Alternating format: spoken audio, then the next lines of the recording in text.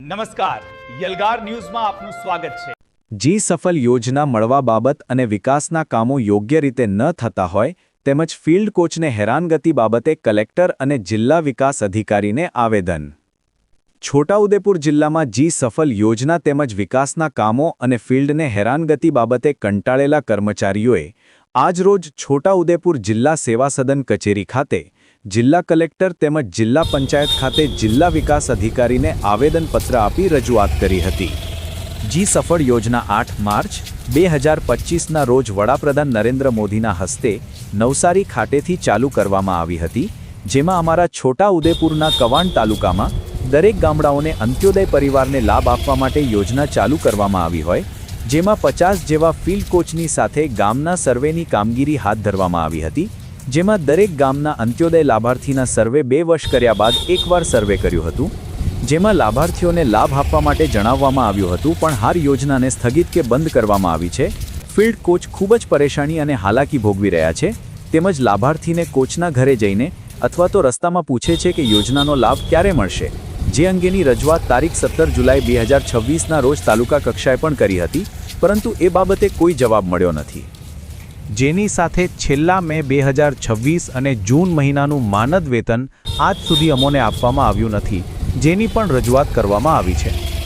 જ્યારે આવનારા 15 દિવસમાં આ સમસ્યાનું નિરાકરણ નહીં આવે તો ગાંધી ચિંધ્યા માર્ગે આંદોલન કરીશું, તેમ આવેદનમાં ચીમકી ઉચ્ચારી છે।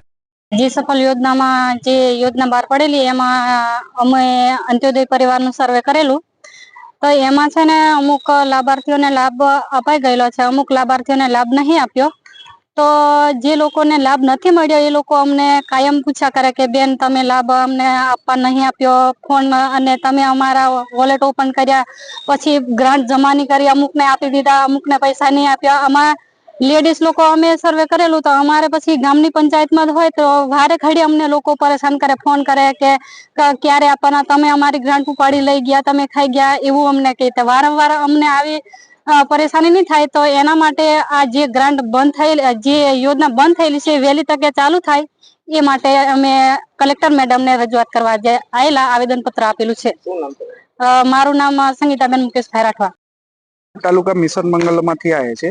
જે 2 વર્ષ પહેલા એક જી સફળ યોજના નરેન્દ્ર મોદીના હસ્તે સરના હસ્તે ચાલુ કરવામાં આવી હતી, જેમાં અમે ફિલ્ડ કોચ તરીકે અમને નિમણૂક કરવામાં આવી હતી। જે અમારા અંત્યોદય રેશન કાર્ડ કવાંટ તાલુકાના જેટલા પણ રેશન કાર્ડ ધારકો છે, જેમને અમારે કંઈક યોજનાઓ આજીવિકા ધંધા રોજગારી માટેનું સર્વે કરવાનું હતું, સર્વે કર્યું, 2 વર્ષ થઈ ગયા, હાલ પૂરતું કોઈને પણ યોજનાનો લાભ આલવામાં નથી આવ્યો। છેલ્લા 4 મહિનાથી આ યોજના બંધ કરવામાં આવી છે, અને એનું બંધ કરવાનું કારણ પણ અમને નથી મળતું, જેથી અમારા નજીકના રહેઠાણથી અમે જે લોકો માટે જે કામ કર્યું, સર્વે કર્યું છે, એ લોકો અમને હાલ પૂછપૂછ કર્યા કરે છે, અમને ચોર, પછી તમે ગ્રાન્ટ ખાઈ ગયા એવી કરીને અમારી છબી બગાડવામાં આવે છે।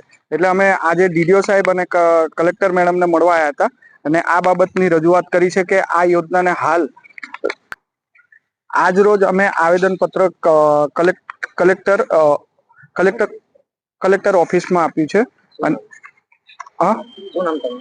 અજયભાઈ પ્રતાપભાઈ રાઠવા, કવાંટ તાલુકામાંથી મિશન મંગલમ ઓફિસમાંથી આવ્યા છે। 2 વર્ષ પહેલા જે સફળ યોજના શરૂ કરવામાં આવી હતી, જેમાં અમે ફિલ્ડ કોચ તરીકે અમારી નિમણૂક કરવામાં આવી હતી। અમે શરૂઆતમાં સર્વે કર્યું હતું, ડિજિટલ વોલેટ પણ ઓપન કર્યા છે, પણ છેલ્લા 2-3 મહિનાથી યોજના સ્થગિત કરવામાં આવી છે। જે અમને શેના માટે સ્થગિત કરવામાં આવ્યું છે એનું યોગ્ય કારણ પણ અમારી પાસે નથી। રાઠવા યોગેશભાઈ મુકેશભાઈ।